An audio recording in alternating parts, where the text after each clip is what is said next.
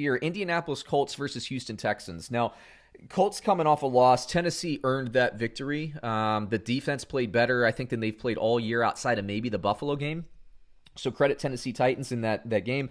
I'm not selling so much on the Indianapolis Colts. If they had Jonathan Taylor in the lineup, I think that game would have been a little bit better. 9 targets for Michael Pittman. I think he only converted 2 catches. Tennessee just played a nice game. Indianapolis, sometimes it just happens. But the Colts handled the Tennessee Titans just a couple of weeks ago. I still think they're a playoff team, a strong team. Now, Houston, we were just talking about this. Bill O'Brien, once he's been gone, Houston's been a different team. They still have Deshaun Watson. They're coming off basically a mini bye because they played on Thanksgiving. They're a trap game.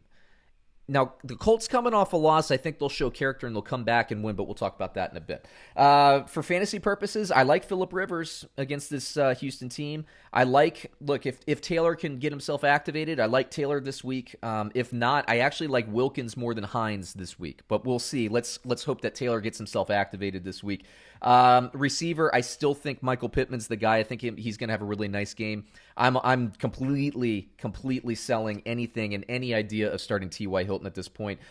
Burton was really good. I watched that game. He was really good in the first half, disappeared in the second half. Let's see Indianapolis kind of get people back. Although I'm honest with you, Colts fans, Allie Cox is better than Trey Burton in terms of physicality. Maybe Burton's the better blocker.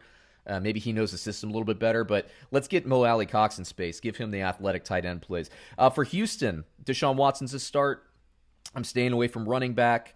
At wide receiver, Will Fuller's to start. I'd be comfortable even rolling the dice on Randall Cobb or Brandon Cooks this week if you had to. Staying away from everybody else. Take it away, David. Yeah, this will be an interesting game because they play twice in 3 weeks. They play this week. Yeah. Then they have another game, and then they play the week after. So it's always... It's weird because Indianapolis had that with Tennessee. I've been looking at schedules a lot as we close the season. Atlanta and New Orleans like this. A lot of these, I think the Rams and the Cardinals might be like that who are playing this week. There's a lot of these like in division 2 out of 3 week kind of games, which is kind of cool. But you almost can chalk it up to a draw between the two.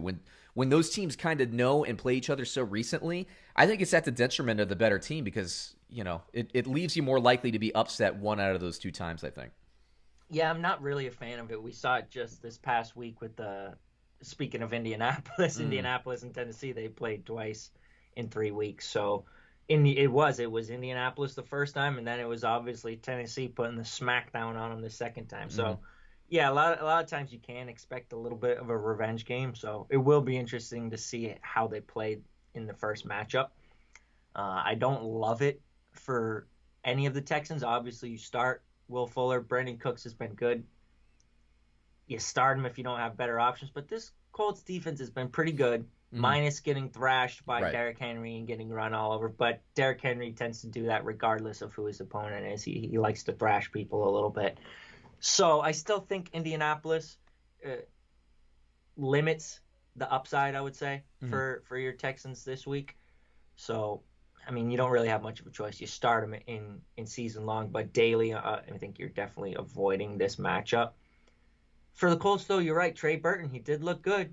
3 for 42 and a touchdown, and he continues to lead them basically week in and week out. Not in snaps, but in targets, in receptions, in yards, and most importantly, in touchdowns. He's the guy around the goal line. Phillip Rivers is looking for him around the goal line. When in doubt, throw a dart at the Indianapolis top tight end. And right now that top tight end, it's Trey Burton. Yep, absolutely. Let me hit you with the line here. Indianapolis, Bovada has it -3 versus Houston. Who you got? I'm going to take Indianapolis here. Yeah, I'm going to take Indianapolis. I actually have this right on a field goal. So I would label this a push, but I'll take the Colts to bounce back just specifically because that AFC, man, it's tight in the wild card. I like them. I like the Colts. I think they'll be in. I did call them to win the division. It's still certainly out there for them. But, yeah, man, it's not a gimme. It could be a trap game, though. You're right, especially with the Texans coming off that long. We have 10 days to prepare in between. Absolutely. So let's move it on here.